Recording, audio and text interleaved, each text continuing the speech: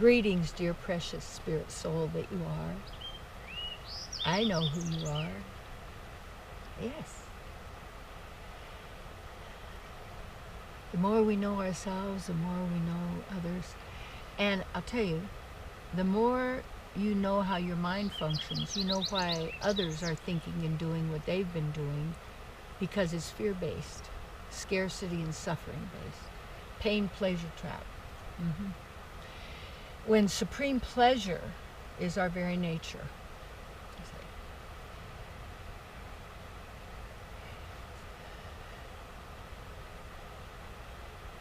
Our thing is to claim, name it and claim it. Did you ever hear that? Name it and claim it. How to increase your vitality, you see. How to increase your vitality. Well, name it and claim it. Do you want that? Well, yeah. You know, I noticed, because I clean my own house, I like to do that. And yet where I'm living, in the herb farm, where I am, which is great, because I notice all the herbs that grow around there. So I'm just encouraging them to do what they want to do anyway. So it's just really, really cool. And by increasing the vitality, that means as I work out in the garden and also clean my house, all the activity, I don't need to go to the gym to work out, because that's not what I like. Some people like that, and it's social, and I understand. Yet my body, and what happens is people start, they decrease their vitality. They decrease their enjoyment and pleasure by always complaining, by affirming lack and limitation, by affirming old age, by affirming disease, by saying, well, when you get here, then this is going to happen, and all of this. Because you say, well, statistics say that. What are statistics? That's past history, and it could all be a lie, because who's writing the statistics, you see? You know, they even know who's counting the numbers of people on the different videos that are going up on the internet are altered to support this idea and that. Oh, that's interesting. So you don't go along with the crowd or the masses that tell you how you're supposed to increase your vitality by if you take that and you take this and you take that. No, you have to give up what is devitalizing you. See, if you want more joy in your life, what is robbing you of joy? If you want more love in your life, what is robbing you of love? If you want more inner peace and power, you know, what's robbing you of it? Because you already have it. So the actual desire to have it, in a sense, comes from thinking you don't have it. So you really want to change that to, you want to activate and increase and experience the fullness of your own vitality. And I'll tell you what, the chi, you know, it's like going, when I go to the acupuncturist, or I did shiatsu massage, or like I work my own body in these and clearing energy. And it's also, I use a little rebounder. I don't jump up and down, I just jiggle and do just between me and one of the computers I work on. So, you know, you've got, what is it increases your vitality? Breathing, you see, stopping your negative thinking. And it's like, you say, well, I'm trying to stop it, but I can't. Well, it's because you've given the power to those thoughts to control you, and that mind to control you. It's out of control. That's called AI. That's called artificial intelligence, because it's not divine. So are you following AI, artificial intelligence, which is a false reality and is based on fear, lack, death, limitation, birth? All of these has nothing to do with us. Gross limitations in every way, suffering, pain, and, you know, success, failure. You're going to make something out of yourself. You got to be something. You already are. It's all a racket just to use your energy, your divine qualities and everything, to funnel it over here. Everything's directing everybody's thoughts. You got to be over here. You got to be agreeing here. And even now they say they got a thing that can change all your memories. Well, you know, all you have to really remember is who you are.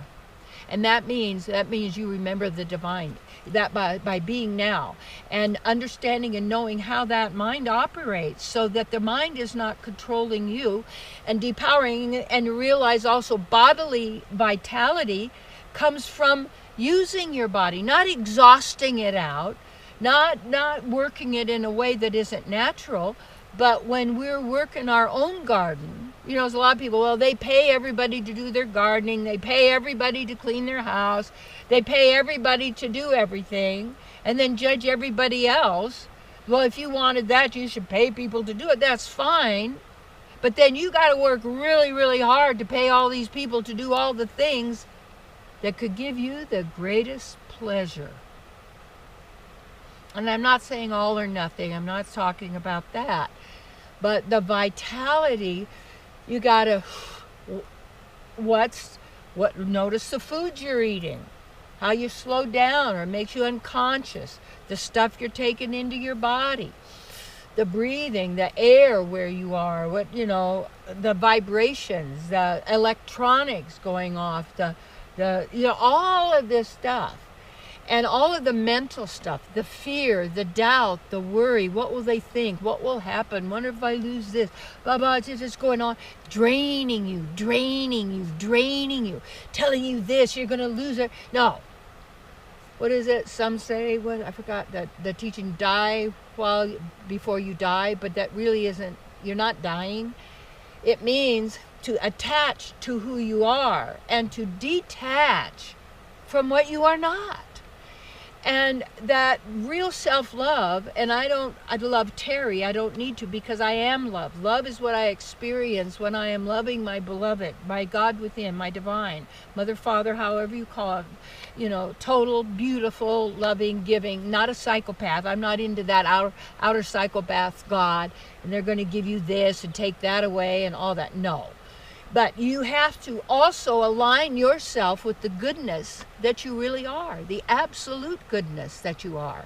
This relativity here is good and evil based on everybody's opinion and what they think and judge in their culture and their religion, blah, blah, blah. But if you get it really down to it, what would be the absolute? Don't inflict harm on yourself or any other living entity in whatever body form they're in. As a living entity, animal, human. And like even the foods that you eat. Do you eat for energy and vitality? Or just for the tongue? But you can blend them, you see. And are your foods giving you energy and vitality? You see. And then people have the problem, instead of going to the source of it, Google cause and natural cure for whatever it is you put in there. You'll find out a lot of information. Yeah. I've gotten over so many things. I've been on the edge of death so many times and different, but somebody said, how come you attracted that to you? Oh, give it up. You take a look at, stuff happens, and when it does, there's a manifestation there. Something's going on. And you can make everything in the past work for you when you actually own that and own that ownership of, not, I don't call it like just responsibility. I don't have to respond, but I own that and look to what is that belief? What's that concept, you see? And when we do that, we can apply those. We get gifts from everything, but you don't have to create problems to get gifts. You don't need lessons. That's a racket. You already know everything. The only thing is to work on and continue to be in that your own state of beingness. And and how the vitality increases, you don't have people around you draining you all the time. And you're not choosing that anymore to be drained. And they have to look at, what am I doing this to myself for? And if you're always saying, well, this is, but ownership of yourself. Not giving that away to everyone and everything to determine and tell. You know how you feel and your vitality and energy. And so vitality is who you are. And as you build your spiritual strength now, no one can take you over. You're already established in the divine, fully and completely. Roots in everything, you see. Roots in nature. Roots in your true self, in the divine. Feeding that and eliminating all that is depowering, that which is disempowering. And then in your thoughts, in your words, you say, well, I just changed my thoughts. Well, when you get to the now, you're getting into the experience and beingness of who you are. You don't need that when you need a thought or thing. You can bring that in, whatever. But notice where you are. That's the key.